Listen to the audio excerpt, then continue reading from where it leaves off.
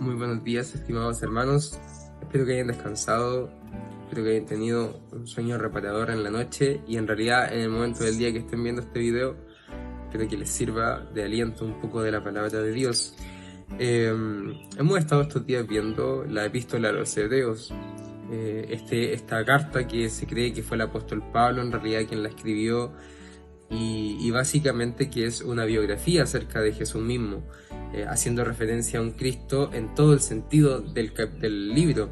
El capítulo 1, ¿verdad? Como bien lo hemos repasado estos días, un Dios que habla a través de Cristo, un comunicador donde Jesús es básicamente el principal, el mismo que es nuestro Salvador, que es el énfasis del capítulo 2. Y finalmente el capítulo 3, que fue lo que ayer estuvimos, ¿verdad?, conversando, o lo que ayer en realidad se estudió. Este Cristo que tipológicamente hay ecos de él en Moisés, ¿ya? Este mismo Jesús, que en realidad es más que Moisés, porque Moisés hacía referencia, y noten como repasando, ¿verdad?, del capítulo 3, ese paréntesis, ese contraste muy cercano entre Jesús, que nos promete la tierra prometida eterna, y Moisés, que al pueblo le prometía una tierra prometida terrenal. Ya por eso es que se parece Jesús y Moisés, y por eso es que Jesús es superior a Moisés, porque la tierra prometida de Cristo es eterna. Entonces llegamos justamente así,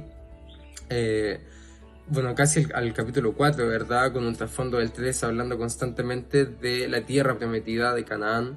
Y en el verso 18, que es lo que nos sirve de bisagra, con el verso 1 del capítulo 4, el verso 18 del 3, y a quienes juró que no entrarían en su reposo, sino a aquellos que desobedecieron. Y el 4, 1, temamos, pues no sea que permaneciendo aún la promesa de entrar en su reposo, alguno de vosotros parezca no haberla alcanzado. ¿Se dan cuenta de esa intención clara de parte de Dios, en el que el justo por la fe vivirá? La idea de que tenemos que temer o tenemos que estar confiados. De hecho, eso es a lo que hace referencia todo el capítulo 4 y el 3, que en realidad son como uno, hablando en cuanto a temática. El 4.2, ¿cómo termina? Pero no les aprovechó el oír la palabra por no ir acompañada de fe en los que la oyeron. ¿Se dan cuenta? La intención constantemente, el nexo entre creer y descansar. Eso es lo que Dios está haciendo referencia ahora. De hecho, el versículo 4, en el 3 hace más referencia a lo que es la tierra prometida, en el 4 hace más referencia a lo que es el día de reposo. Entonces, si se dan cuenta, la intención está en eso, en creer de acuerdo a aquello mismo, y justamente tomar el valor de ese descanso. Y finalmente terminamos el 4, ¿verdad?, en el versículo 10 en especial, haciendo referencia, como dice, porque el que ha entrado en su reposo también ha reposado de sus obras como Dios de la suya. Y después, ¿verdad?, el 12, que es probablemente el más claro, probablemente el 10 es más claro, pero el 12 es el más conocido del capítulo 4. La palabra de Dios es viva y eficaz. Y entonces tenemos, ¿verdad?, a este Dios del que el versículo 13 nos dice que nada pasa por delante de él inadvertidamente. Entonces, ¿verdad? Tenemos a este Dios que nos ofrece descanso, que espera que confiemos en él y que principalmente es omnipotente, omnisapiente.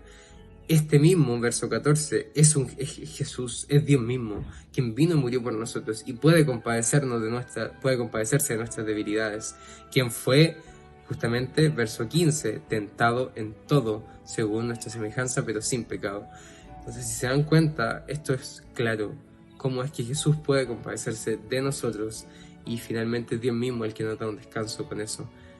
No olvidemos la idea final del 16, acerquémonos pues confiadamente al trono de gracia para alcanzar misericordia y hallar gracia para el oportuno socorro. Eso, mis queridos hermanos, espero que estas palabras sean de aliento para este día. Un abrazo y que les vaya muy bien.